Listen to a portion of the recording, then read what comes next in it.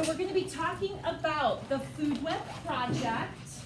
You've all received this handout right here that gives all the detailed instructions. This can be found on Schoology under the homework tab as well. This will give you every single step of what you need to do to be able to accomplish this project. So I wanted to start by showing you my end result. Ta-da! This is Diersen's Food Web project. Notice I have researched the Arctic ecosystem, and I have my title, my name, and the class period here. And you can also see that I have collected pictures from the Arctic. And I have also then drawn connections by drawing arrows between them to show what is giving energy to what. So this is, in a sense, the end result. And you can also see on my next slide that my scavenger is here on my second slide and my decomposer is here on my second slide. This example is on Schoology as well under the homework tab so that you can see what the end product sort of looks like. So now what we're going to do is head back and actually go through the directions. I'm going to show you how you would build this. You won't get started today. You'll just kind of learn from me what my process was, and then you'll see how I follow the directions. The first thing you're going to do is you are going to choose an ecosystem that interests you. So go ahead and highlight that. And when you choose an ecosystem, it should be one of these that are listed here. Make sure that you've chosen one that you understand. For example, don't choose tundra if you don't know anything about the tundra. However, if you go to Poland on a regular basis and you live in the tundra and you know what that climate's like, then that would be a great choice for you. But choose an ecosystem that you sort of understand, because then it will help you make sense of what animals belong there. Otherwise, if you choose tundra and then you say that monkeys live in the tundra, because that's what Google said, then guess what? Your sense of what belongs where is off, because you didn't really understand what that ecosystem was like. So you kind of have to have a little background knowledge. That's the best way to get started. Then you're going to start with this question. What apex predators live there in that ecosystem? And it's real simple. You'll just type in the name of the ecosystem and apex predator or predator and see who are the big guys who live in these ecosystems. I chose the polar bear for my Arctic ecosystem, and then I asked the question, what do polar bears eat? And I typed into Google, what do polar bears eat? And Google sent me to this website, and it told me a whole bunch of things that polar bears eat. In fact, polar bears eat a bunch of things, but these three stuck out in my mind. Seals, walruses, and whales. So, this is where I got started with my graphic organizer, which is the last page of your handout. And S is for the source. Who can tell me what the energy source is in every food chain? Shout it out, please. Sun. Good, sun. And so you can write sun on yours, but don't write any other organisms. Write sun, but no other organisms, because you're going to put yours in this graphic organizer. At the top, I will write my apex predator, polar bear. Now, this is chain number 1. I'm going to do another chain with my apex predator, so I'm going to do this a second time. Again, you're not going to write in polar bear because you're going to have your own apex predator. But I'm going to do it 3 times because I'm going to make 3 separate chains. Chain 1, chain 2, chain 3. The next step that I went through is I then asked myself, what do polar bears eat? And remember, I just said polar bears eat seals, walruses, just watch, you don't need to write anything, and whales. Then I researched what seals eat. I said in Google, what do seals eat? And I learned that seals eat clams. They also eat, notice I'm going to put this in parentheses because I want to know some of these other connections, but it's not going to be my main chain. They also eat shrimp, fish, and crabs. Then I learned that clams eat algae. Hey, look at that. Algae gets energy from the sun. See how I worked my way back? I said, I start at the top. What do they eat? What do they eat? What do they eat? What do they eat? Okay? So now I have my first food chain. I'm going to draw these little arrows showing that the energy goes up through my chain, and now I'm going to code it. S for energy source. Algae. What is algae? It's a what? Producer. So we're going to put P for producer. That's right here. And we've done source, producer.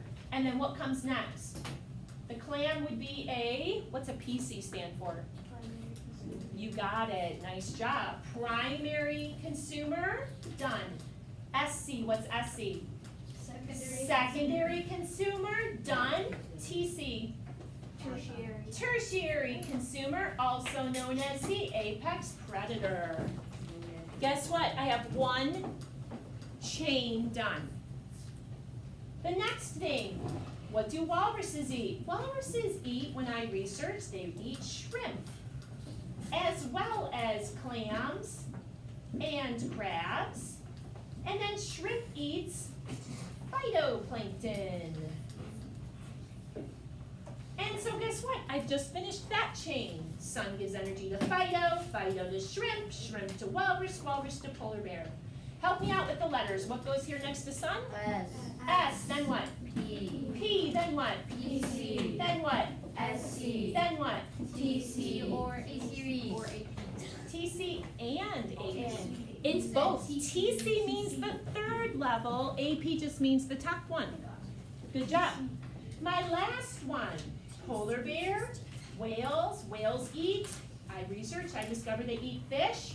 They also eat sharks, seals, dolphins.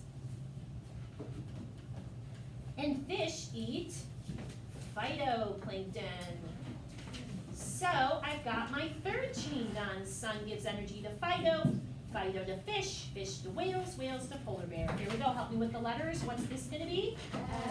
S, P, PC, SC, TC, and AP. Very good. Now I have all three chains done. Then I research, what's my decomposer in this ecosystem?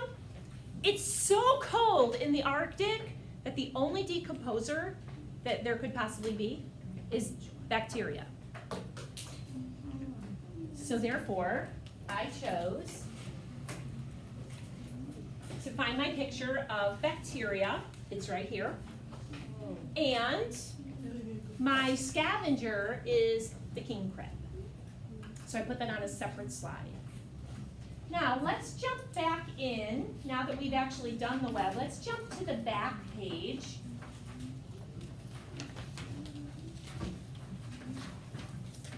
I want to have you highlight just a couple of things. First of all, you'll notice here's my chains, my three chains that I just did for you in the graphic organizer.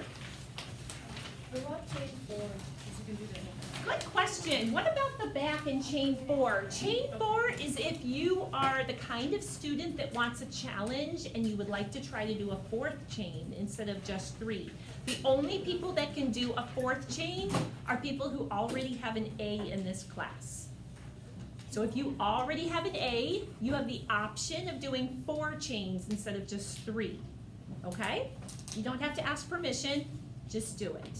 Everyone needs to do 3 unless Mrs. Key or I talk to you and tell you that you're gonna do fewer chains. Okay? Everybody should be able to do at least 3 chains with 1 apex predator. So I'd like for you to aim for 1 apex predator, not multiple, because the web can actually become either too complex or way too simple if you just have, like if you have 3 apex predators. So we'd like to kind of keep it streamlined. Now, here are the abbreviations. Highlight those.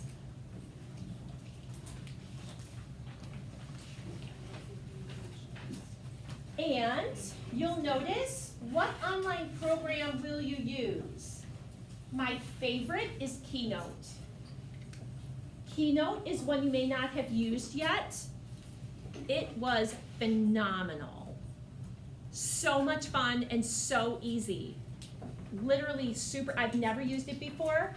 It made this project so easy to use. So if you go into your app bar and type in the app bar, and under the search function, Keynote, It's really easy. see if you can find it, because that would be the one I would recommend the most, because it's the easiest, I think, to use. Super easy to upload your pictures, to get your text in, to draw the arrows, and it keeps everything really tidy, and it makes it look that good, like really fast. Also, you can use Piccollage. If you're good at Sketchbook, you might choose to use that instead. And also you can use Google Slides if that works better for you. Do not use Google Docs. That is not a program that you are allowed to use for this program, for this activity, this project. Okay? Because the pictures don't move around easily on the page of Google Docs. You can see I have a little copy here of mine. You can get the color one is in Schoology under the homework file. You'll see my color samples that are here in my slides. And this is the way to double check and make sure that you've done all the things you need to do. When you go to submit your project, you will submit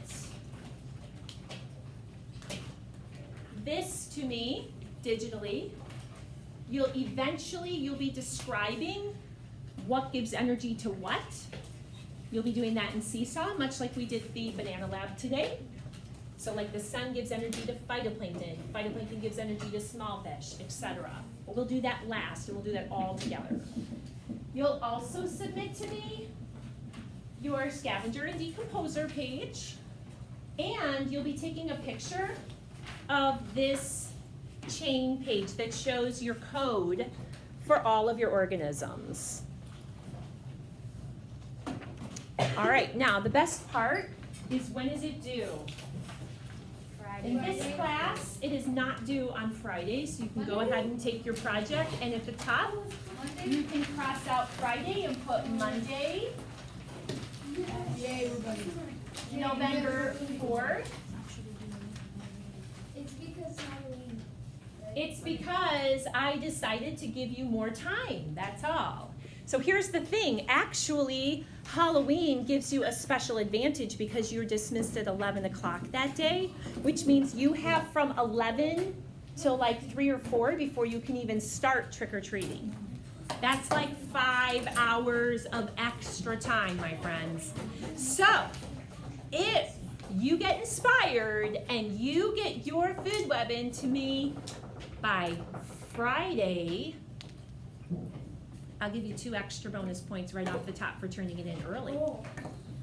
If you need the extra time because you're gonna spend 5 hours making your costume, I get it, totally good, no problem.